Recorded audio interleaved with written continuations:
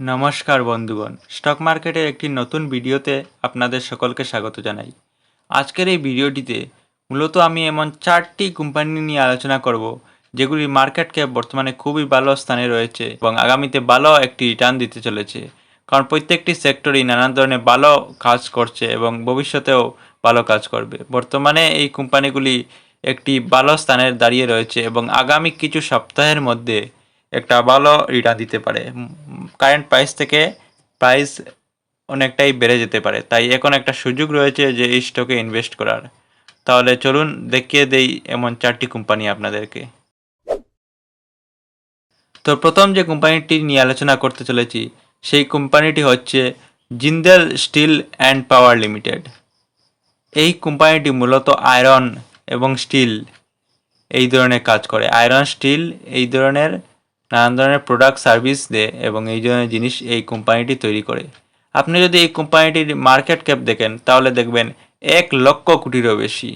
1,00,00,000 কোটির অনেক বেশি এই কোম্পানির মার্কেট ক্যাপ, যা অনেক একটা ভালো স্টক হিসাবে গণ্যিত হয়। পিই রেশিও রয়েছে এই স্টকের 18.05%। একটু বাড়তে কমতে পারে, মার্কেট ক্যাপ হোক বা শেয়ার প্রাইস, এগুলি পি রেশিও একটু বাড়তে কমতে পারে, কারণ আমি যখন ভিডিওটি বানাইতেছি তখন বর্তমানে এই ধরনেরই ডাটা ছিল। আর কারেন্ট প্রাইস রয়েছে প্রায় 1,077 টাকা, যা ভবিষ্যতে আরও বাড়তে পারে। তাই এখন একটা সুযোগ রয়েছে, লোয়ার সার্কিট আছে, এই কোম্পানিগুলোতে কিনতে পারেন। এটি কিন্তু 1,077 থেকে 1100, 1150 কাছাকাছি হয়ে যেতে পারে সামনের সপ্তাহের দিকে, কারণ বর্তমানে এটি লোয়ার সার্কিট দিকে আছে এবং আগামী দিনে ক্যান্ডেল উঠবে আর প্রায় 100 টাকার কাছাকাছি বাড়ে যেতে পারে স্টক কিছুদিনের মধ্যেই। তাই আপনারা সুযোগটা কাজে লাগাতে পারেন। তাহলে দেখুন এবার দ্বিতীয় স্টকটি। তো দ্বিতীয় স্টকটি হচ্ছে গ্রানুলাস ইন্ডিয়া লিমিটেড। এই কোম্পানিটি মূলত ফার্ম সেক্টর এ কাজ করে। 10,000 কোটিরও বেশি মার্কেট ক্যাপ রয়েছে। পি রেশিও রয়েছে 25.06% এবং কারেন্ট প্রাইস অনেকই কমে আছে, যেমন 490-এর কাছাকাছি, যা আগামী সপ্তাহে বেড়ে কিন্তু আমার টার্গেট যতটুকু 530-40 হয়ে যেতে পারে, মোটামুটি 500 টাকার উপরে যাবে আগামী সপ্তাহগুলিতে। তাই ছোটোখাটো একটা ইনভেস্ট করলে এখানে কিন্তু মানে শর্ট টার্মের জন্য একটা প্রফিট বুক করা যেতে পারে। যাই হোক, এটি আপনাদের মতামত, আপনারা দেখবেন। তৃতীয় কোম্পানিটি হচ্ছে রেল বিকাশ নিগম লিমিটেড। অনেক ভালোই একটি কোম্পানি, হয়তো আপনার নাম অনেক শুনেছেন। মার্কেট ক্যাপ রয়েছে প্রায় 77,000 কোটিরও বেশি, অনেক ভালো একটি মার্কেট ক্যাপ। আর পি রেশিও রয়েছে 49%, মতো। কারেন্ট প্রাইস যদিও একটু কম আছে, 409 টাকা। এটিও ধীরে ধীরে 430 টাকা বা 450 টাকা হতে পারে আগামী কিছু সপ্তাহের মধ্যে। তাই আপনারা চাইলে কিন্তু কিনতে পারেন, অনেক সস্তায় এখন পাওয়া যাচ্ছে এই স্টকগুলি। এই স্টকগুলি আপনারা হাতছাড়া করবেন না। প্রত্যেকটা স্টকই কিন্তু ভালো একটি রিটার্ন দিতে পারে শর্ট টার্মের জন্য, লং টার্মের জন্যও রাখতে পারেন, কারণ এখানে প্রত্যেকটা সেক্টরই কোম্পানি খুবই ভালো কাজ করছে।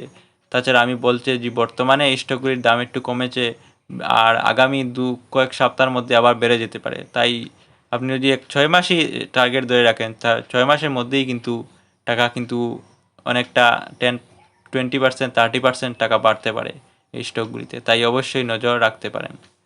তো দেখুন এবার এরপরের স্টকটি। তো চতুর্থ স্টকটি হচ্ছে হ্যাভেলস ইন্ডিয়া লিমিটেড। বর্তমানে এই কোম্পানিটি ইলেকট্রিক্যাল কম্পোনেন্টস, আপনারা জানেনই হ্যাভেলসের ফ্যান, লাইট, নানান ধরনের ওয়্যার, এগুলি জিনিস তৈরি করে। আপনাদের বাড়িতেও হয়তো হ্যাভেলসের ফ্যান বা অন্য কোনো জিনিস থাকতে পারে। অনেক ভালো একটি কোম্পানি, অনেক দিন ধরে এই কোম্পানিটি কিন্তু ভালো প্রফিট দিতে চলেছে, মার্কেট ক্যাপও অনেক ভালো। বর্তমানেও এই কোম্পানিটির আপনি যদি মার্কেট ক্যাপ দেখেন তাহলে দেখতে পারবেন 1,00,000 কোটিরও বেশি। হবে নাই বা কেন? এই যে হ্যাভেলস কোম্পানিটি অনেক অনেক ভালো একটি ইলেকট্রনিক্স কোম্পানি, নানান ধরনের ভালো ভালো ফ্যান, লাইট, টিভি এগুলি তৈরি করে এবং অনেক বছর ধরে খুবই ভালো কাজ করে আসছে। তাই তো এর পি রেশিও 93%-এর উপরে, 93.20-এর উপরে, এবং কারেন্ট প্রাইসটাও বেড়ে বেড়ে 1,800 টাকার উপরে, 1,887 টাকা।